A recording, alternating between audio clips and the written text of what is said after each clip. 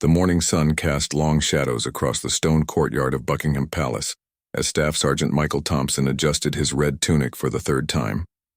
At 28 years old, he had served as one of the Queen's Guard for 4 years, and the weight of tradition never failed to impress him. The bearskin hat sat heavy on his head, a constant reminder of the centuries of soldiers who had stood in this exact spot before him. Michael had always taken his duties seriously. The rules were clear and non-negotiable. Remain motionless, maintain perfect posture, and under no circumstances break character or acknowledge the crowds of tourists who gathered daily to watch the changing of the guard. These weren't just guidelines, they were sacred protocols that had been followed for generations. The palace gates were already crowded with visitors, cameras flashing as people tried to capture the perfect photo with the stoic guards.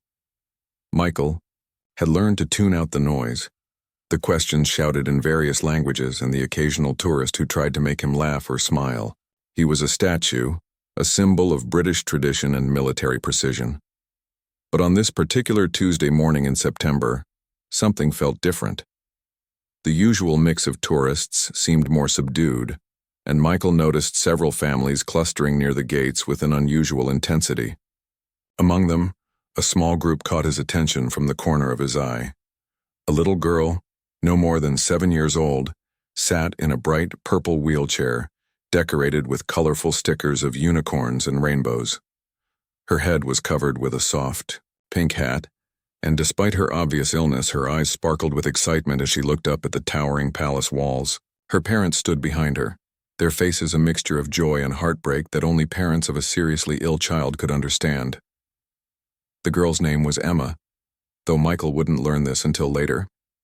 She had been battling leukemia for 2 years, enduring countless hospital visits, chemotherapy sessions, and procedures that no child should ever have to face. Her parents, Sarah and David, had brought her to London as part of what they privately feared might be their last family vacation together. Emma had been fascinated by stories of princesses and castles since she was tiny. During her long hospital stays, she would spend hours coloring pictures of royal carriages and drawing herself in elaborate ball gowns. When the doctors had gently suggested that the family might want to make some special memories together, visiting Buckingham Palace had been Emma's immediate and unwavering choice. Michael watched as Emma's wheelchair was positioned at the front of the crowd, her parents speaking quietly to each other while pointing toward the guards. The little girl's face was pressed against the palace railings, her small hands gripping the black iron bars as she stared in wonder at the grandeur before her. "Mummy, do you think the Queen is really in there?" Emma asked in a voice that carried across the courtyard despite its weakness. "I think she might be, sweetheart," her mother replied, smoothing down the edges of Emma's hat with gentle fingers. Michael had heard thousands of similar conversations over the years. Children often asked about the Queen, wondered about the guards, and created elaborate fantasies about life inside the palace walls. But something about Emma's voice, the pure wonder mixed with a fragility that spoke of too many hospital rooms and medical procedures, tugged at something deep in his chest. The changing of the guard ceremony was scheduled to begin in 20 minutes.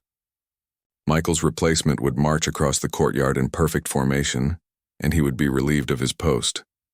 Until then, he remained frozen in place, a living statue trained to ignore the world around him. But Emma's presence seemed to fill the entire courtyard. She had begun singing softly to herself, a gentle melody that her mother had taught her during their late-night stays in the hospital ward. It was a song about brave princesses and magical kingdoms, about finding courage in the darkest moments and believing in happy endings even when they seemed impossible. Other tourists began to notice the little girl, and gradually a respectful quiet fell over the crowd. Parents pulled their own children closer, recognizing something sacred in the moment. Several people had tears in their eyes as they watched. Emma's pure joy at simply being present in this magical place she had dreamed about for so long. Michael felt his training warring with his humanity.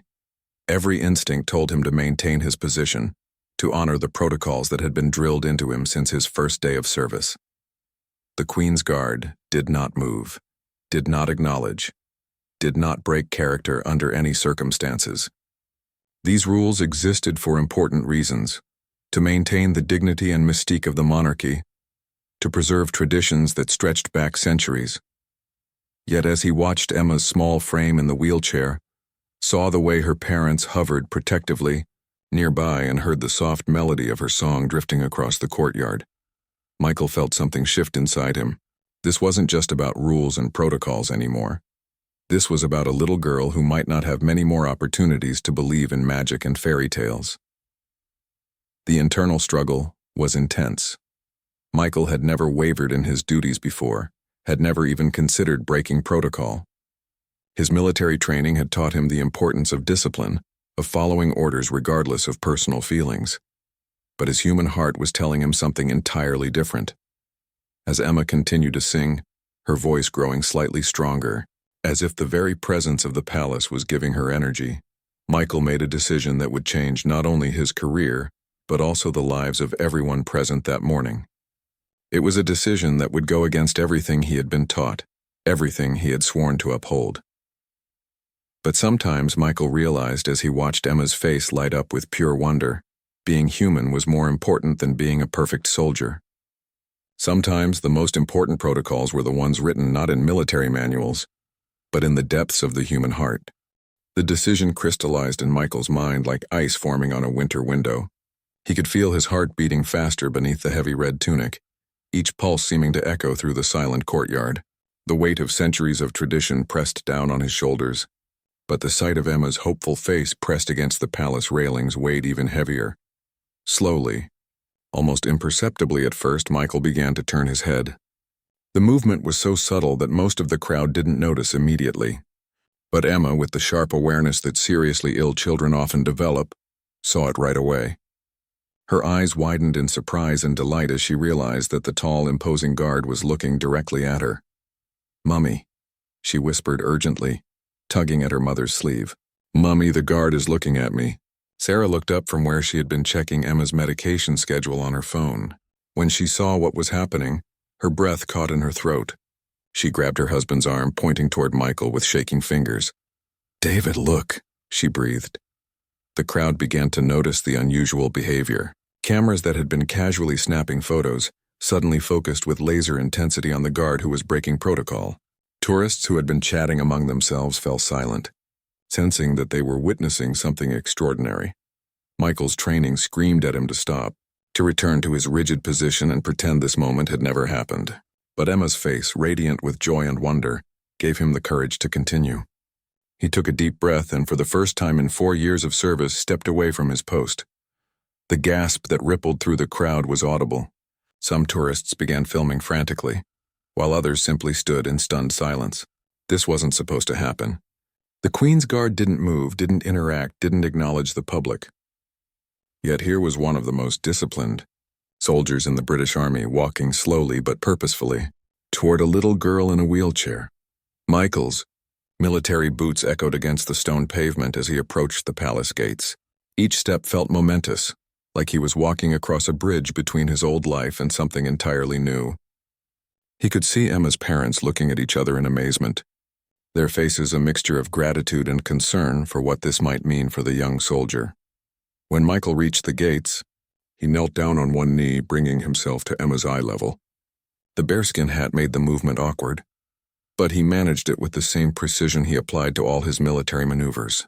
The crowd pressed closer, everyone wanting to witness this unprecedented moment. "Hello there," Michael said softly, his voice carrying the crisp accent of his military training, but warmed with genuine kindness. Emma's eyes grew even wider, if that was possible. She had been staring at the guards for nearly an hour, convinced they were more like beautiful statues than real people. To have one actually speak to her felt like the most magical thing that had ever happened. "Are you really real?" she asked in wonder, her small hand reaching through the gate bars toward him. Michael smiled, the expression transforming his usually stern military bearing into something much more human and approachable. "I'm very real," he assured her. "And I heard you singing earlier. You have a beautiful voice," Emma beamed with pride. "I was singing about princesses," she explained eagerly. "Mummy taught me the song when I was in the hospital. She said it would help me be brave like a princess." "I think you're already braver than any princess in any story," Michael replied, his voice thick with emotion. Behind Emma, her parents were struggling to hold back tears. Sarah had her hand pressed to her mouth, overwhelmed by the kindness this stranger was showing their daughter. David had his phone out, recording the moment, knowing that whatever happened next, they would want to remember this forever. "What's your name?" Michael asked Emma. "Emma Rose Patterson," she replied formally, then added with a giggle, "But everyone calls me Emma." "What's your name?" "I'm Staff Sergeant Michael Thompson," he said with mock seriousness. "But you can call me Michael." "Do you live in the palace with the Queen?" Emma asked, her eyes darting toward the magnificent building behind him. "No, but I work here," Michael explained. "My job is to help keep the Queen safe and to make sure everything runs smoothly." Emma nodded solemnly, as if this was the most important information she had ever received. "That's a very important job," she said. "The Queen is very lucky to have you." Michael felt his throat tighten with emotion. Here was this little girl, fighting a battle that would challenge the strongest adults, and she was concerned about his job and the Queen's safety. Her innocence and generosity of spirit were humbling. "Emma," Michael said carefully, "would you like to know a secret?" The little girl nodded eagerly, leaning forward in her wheelchair as much as her condition would allow. "The Queen loves to meet brave children," Michael said, his voice dropping to a conspiratorial whisper, "especially ones who sing beautiful songs about princesses." Emma's gasp was audible even over the crowd noise. "Really?" she breathed. "Really," Michael confirmed. "In fact, I think she might be very interested in meeting you." Behind them, the crowd had grown larger and more intent. Word was spreading through the tourist groups about what was happening, and people were pulling out phones to capture the extraordinary scene. The other guards at their posts remained rigidly in place, but Michael could sense their awareness of the situation. He knew that his commanding officers would hear about this within minutes. But in that moment, looking at Emma's face lit up with the kind of pure joy that comes only from the innocent belief in magic, Michael couldn't bring himself to care about the consequences. Sometimes, he thought, the most important duty wasn't the one outlined in the military handbook. Sometimes the most important duty was simply being human. Michael could see the hope blazing in Emma's eyes, but he also noticed the worried glances her parents were exchanging behind her.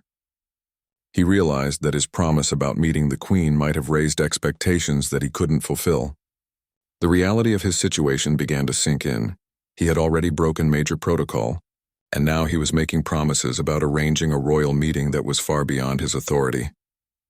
"Emma," her mother Sarah said gently, placing a protective hand on her daughter's shoulder, "this kind soldier has already been so wonderful to us. We shouldn't ask for anything more." But Michael could see the disappointment starting to creep into Emma's expression, and something fierce and protective rose up in his chest. He had started this moment of magic, and he was determined to see it through, regardless of the personal cost. "Wait here for just a moment," Michael told Emma, rising from his kneeling position. "I need to make a very important phone call." The crowd watched in fascination as Michael walked a few steps away and pulled out his military communication device. What they couldn't see was the internal battle raging in his mind. He was about to contact his commanding officer, Lieutenant Colonel James Harrison, a man known for his strict adherence to protocol and little patience for soldiers who stepped out of line. Michael dialed the number with fingers that trembled slightly. When the familiar gruff voice answered, he took a deep breath and launched into the most important speech of his military career. "Sir, this is Staff Sergeant Thompson at Palace Gate. I need to report a breach of protocol and request immediate assistance with a humanitarian situation." The silence on the other end was deafening. Finally, Lieutenant Colonel Harrison's voice came through, sharp and controlled. "Explain yourself, Thompson." Michael looked back at Emma, who was watching him with complete trust and faith, and found his courage. "Sir, there's a 7-year-old girl here with cancer. She's been dreaming of meeting the Queen, and I've already broken protocol by engaging with her. I'm requesting permission to see if there's any way to arrange even a brief meeting or acknowledgement." "You did what?" The lieutenant colonel's voice was dangerously quiet. "I broke protocol, sir. I couldn't watch this little girl sit there with such hope and do nothing. I take full responsibility for my actions and accept whatever consequences may follow." Michael could hear papers shuffling in the background and knew that his commanding officer was likely reviewing regulations and considering the severity of the situation. The Queen's Guard breaking protocol was no small matter. It could result in immediate dismissal, court-martial, or worse. "Thompson," Lieutenant Colonel Harrison said finally, You realize that what you've done could end your career? Yes, sir. I understand completely. And you did it anyway? Yes, sir. I would do it again. Another long pause. Michael could see Emma watching him anxiously, somehow sensing that this conversation would determine whether her fairy tale moment would continue or come to an abrupt end. Describe the situation in detail, the lieutenant colonel ordered. Michael found himself pouring out everything: Emma's condition, her obvious love for the royal family, the way she had been singing to herself, the pure joy on her face when he acknowledged her. He described her parents' quiet dignity in the face of their daughter's illness, and the respectful way the crowd had responded to the little girl's presence. When he finished, there was another long silence. Michael could almost hear his career hanging in the balance on the other end of that phone line. Thompson, Lieutenant Colonel Harrison said finally, his voice softer than Michael had ever heard it. I have a daughter about that age. Stay exactly where you are. Do not move. Do not make any more promises, and do not let that family leave. That's a direct order. The line went dead, leaving Michael staring at his phone in confusion and hope. He walked back to Emma, who immediately reached through the gate toward him. What did the important person say? She asked with the directness that only children possess. He said we need to wait a little bit longer, Michael replied honestly. But he also said some very interesting things are about to happen. Emma's parents looked at Michael with a mixture of gratitude and concern. David stepped forward and spoke quietly so his daughter couldn't hear. Sergeant Thompson, we can't thank you enough for what you've already done. Please don't put your career at risk for us. Emma will understand. Michael shook his head firmly. With respect, sir, I don't think she should have to understand. Not today. Over the next 10 minutes, Michael noticed increased activity around the palace. Staff members were moving with more purpose, and he spotted several officials in suits having animated conversations on their phones. The crowd had grown even larger, with people arriving specifically because word had spread on social media about the guard who broke protocol for a sick child. Emma, blissfully unaware of the complexity of the situation she had inadvertently created, continued to chat with Michael about her favorite princess stories and her collection of stuffed animals back home. She told him about her hospital room, which she had decorated with drawings of castles and crowns, and about how she always asked the nurses to call her Princess Emma during her treatments. It makes the medicine taste better, she explained seriously, when you pretend you're a brave princess taking a magic potion. Michael felt his heart break and soar simultaneously. This little girl had found a way to transform her pain into something magical, to maintain her sense of wonder and joy, despite circumstances that would crush many adults. She deserved to have her dreams come true. As if summoned by his thoughts, Michael's phone buzzed with a text message that made his eyes widen in disbelief. He read it twice to make sure he wasn't imagining things, then looked up at Emma with a smile that seemed to light up the entire courtyard. Emma, he said, his voice filled with excitement he could barely contain. I think your fairy tale is about to begin. The text message that had appeared on Michael's phone was brief but extraordinary. Bring the family to the North Gate immediately. HRH has been informed and wishes to meet young Emma. Full protocol suspension authorized. Lieutenant Colonel Harrison. Michael stared at the message for a moment, hardly believing what he was reading. In his 4 years of service, he had never heard of protocol being completely suspended, let alone for a spontaneous royal meeting. The implications were staggering. Not only was he not in trouble, but somehow his decision to break the rules had set in motion something truly remarkable. Emma, Michael said, his voice trembling with excitement, how would you feel about taking a little walk with me? There's someone very special who would like to meet you. Emma's eyes grew wide and she looked to her parents for permission. Sarah and David were still processing what was happening, but they could see the genuine joy and anticipation in Michael's expression. Something told them that their daughter's dream was about to come true in ways they had never imagined possible. Is it really happening? Sarah whispered to Michael as he began to guide them toward the North Gate. I can hardly believe it myself, Michael replied honestly. But yes, I think your daughter is about to meet royalty. The crowd that had gathered to watch the unprecedented scene began to follow at a respectful distance. Word had spread rapidly through social media, and news crews were beginning to arrive. But Michael was focused solely on Emma, who was practically vibrating with excitement in her wheelchair as her father pushed her along the palace perimeter.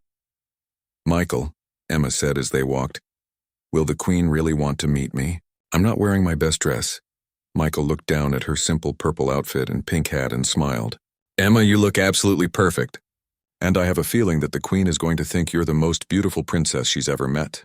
The north gate was smaller and more private than the main entrance where they had been standing. As they approached, Michael could see additional security personnel positioned discreetly around the area. A man in an expensive suit, clearly a palace official, was waiting for them with a warm but professional smile. You must be Emma, the official said, approaching the little girl with the same respect he might show to any important dignitary. I'm Christopher, and I work here at the palace. We've heard so much about you.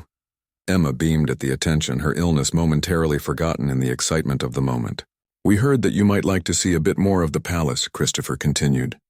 Would that be something you'd enjoy? Oh yes, please, Emma exclaimed, her voice stronger than it had been all morning. As they passed through the north gate, Michael felt as though he was entering a dream.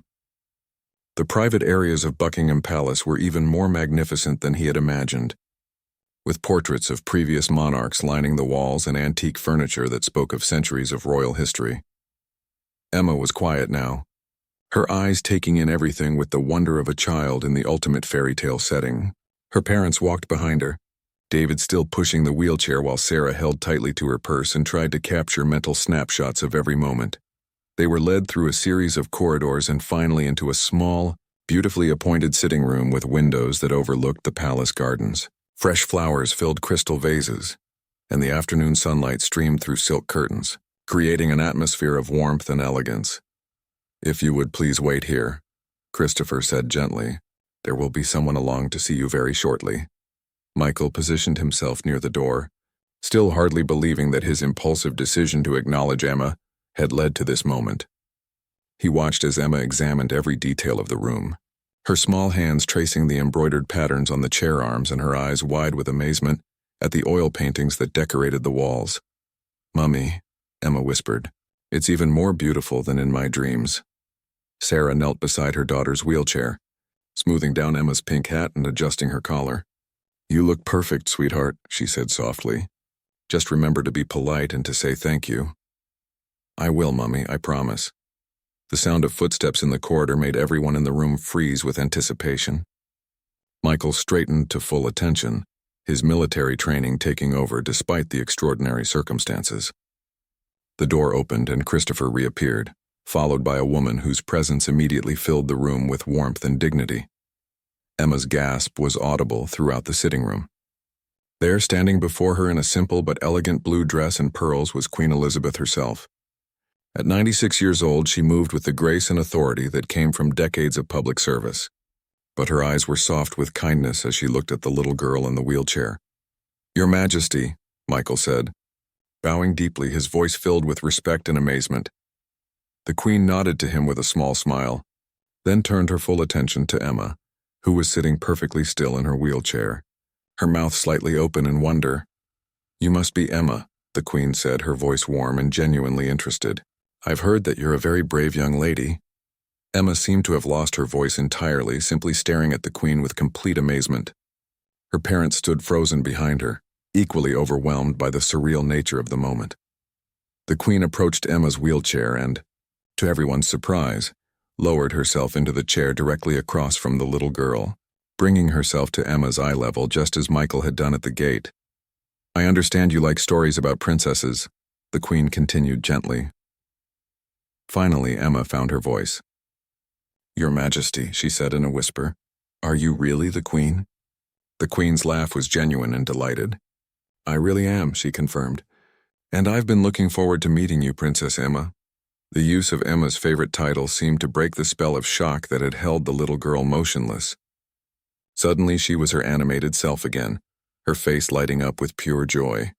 You called me Princess Emma, the little girl exclaimed, her face radiating pure happiness. That's what I ask everyone to call me during my treatments. It makes me feel brave. The Queen's expression softened even further if that were possible. Well then, Princess Emma, I think that's exactly what we should call you. Tell me about these treatments that require such bravery. What followed was perhaps the most extraordinary conversation Michael had ever witnessed. Emma, with the openness that children possess, began telling the Queen about her battle with leukemia.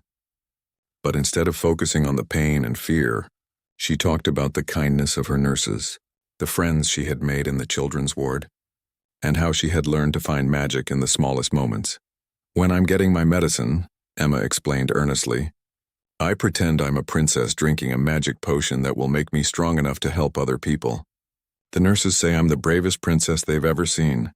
The queen listened intently, asking thoughtful questions and showing genuine interest in Emma's experiences. She inquired about Emma's favorite books, her drawings of castles, and her collection of stuffed animals.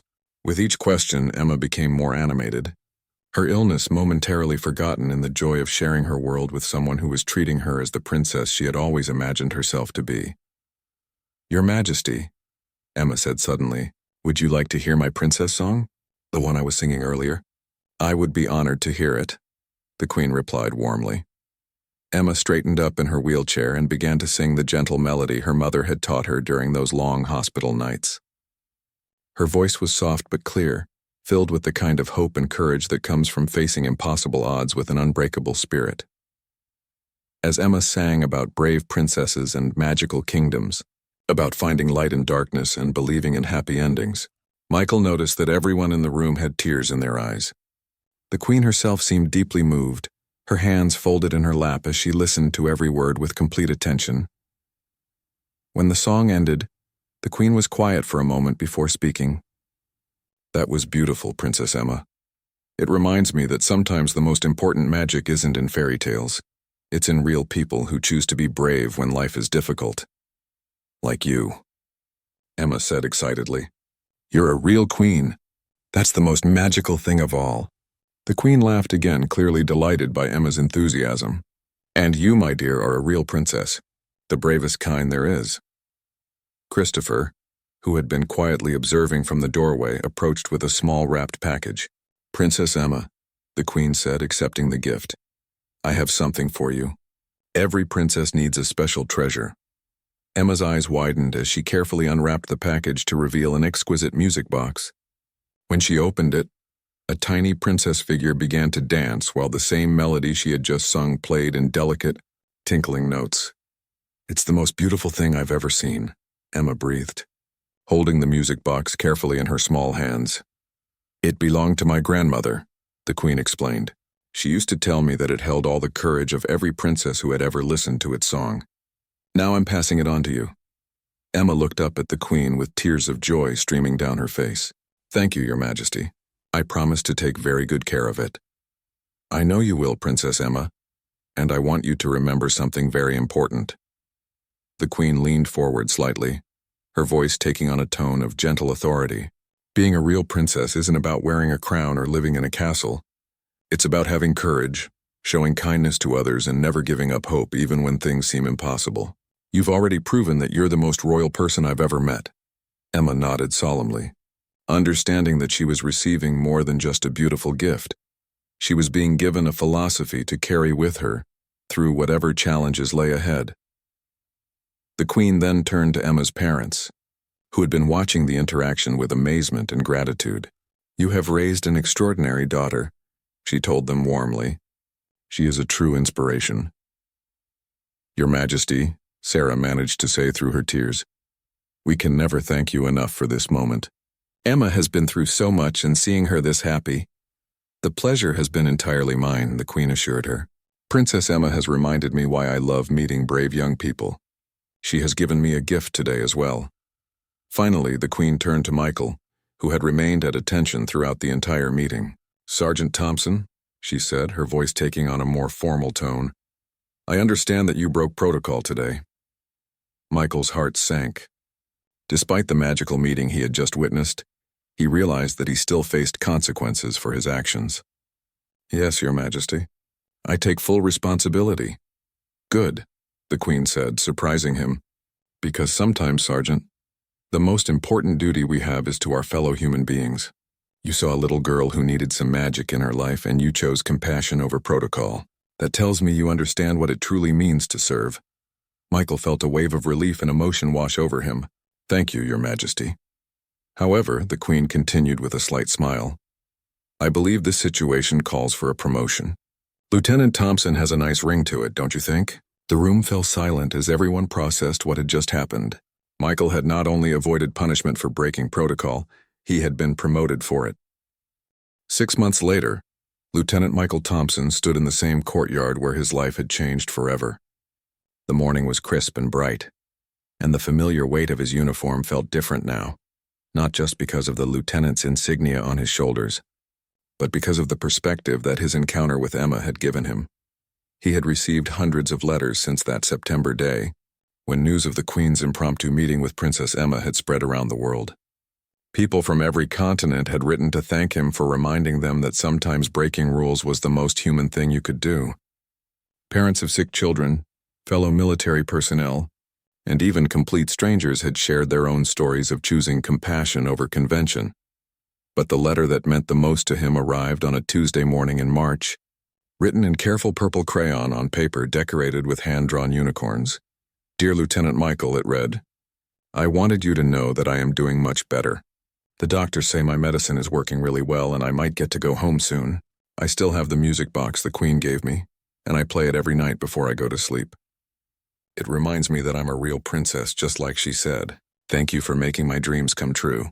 I hope I get to see you again someday. Love, Princess Emma." Michael had to read the letter 3 times before his vision cleared enough to continue his duties that day. Emma's recovery was progressing better than anyone had dared to hope, and her doctors were cautiously optimistic about her long-term prognosis. The story of their meeting had taken on a life of its own. A children's book author had been inspired to write The Brave Princess and the Kind Soldier, with proceeds going to childhood cancer research. A documentary crew had followed up on Emma's progress, showing her return to school and her continued enthusiasm for life despite her ongoing treatments. More importantly, the incident had led to changes within the palace protocol itself.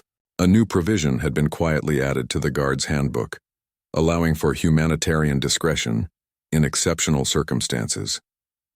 Michael had been asked to help train new recruits on how to balance military discipline with human compassion, a responsibility he took very seriously. The Queen herself had continued to follow Emma's progress, sending birthday cards and occasional small gifts that never failed to make the little girl feel special. On Emma's 8th birthday, she had received a personal note that read, "To the bravest princess in the kingdom. Keep singing your song."